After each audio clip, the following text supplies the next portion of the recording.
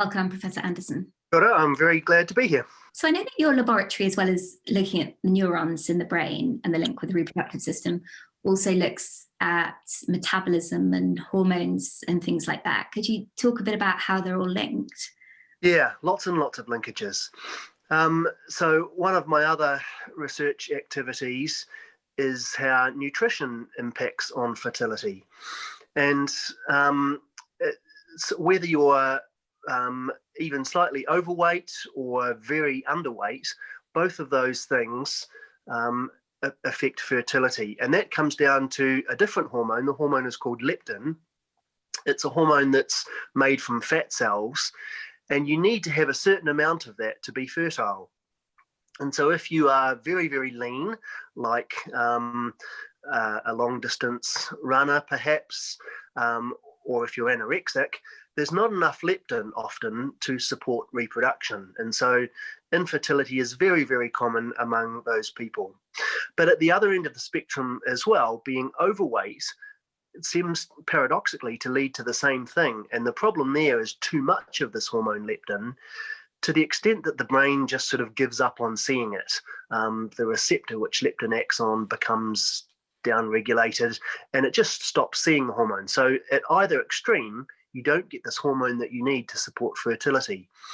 And so certainly here in New Zealand, and I would say most other countries as well, you would get turned away from an IVF clinic if you have a BMI in the approaching the 40s, I think, or high 30s, because they know that the chances of success are so low in those couples. And so that in itself adds, the stress thing comes into play there, because couples will get told, and I guess it's mostly the women that are told this, but actually there's evidence that men being overweight contributes as well. They'll get told to go away and lose some weight, and that just becomes another stress. It's much more easily said than done. So that's a really important linkage, which is probably becoming more and more common and relevant in today's society. I suppose we could look at them as polar extremes, but is this a kind of sliding scale thing where, everybody on the way down or on the way up to those extremes could, if not experience infertility, potentially subfertility?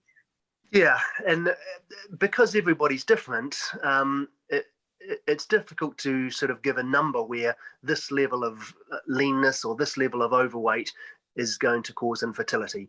And people will respond to fat levels differently, and then there'll be all the other confounding factors in there as well.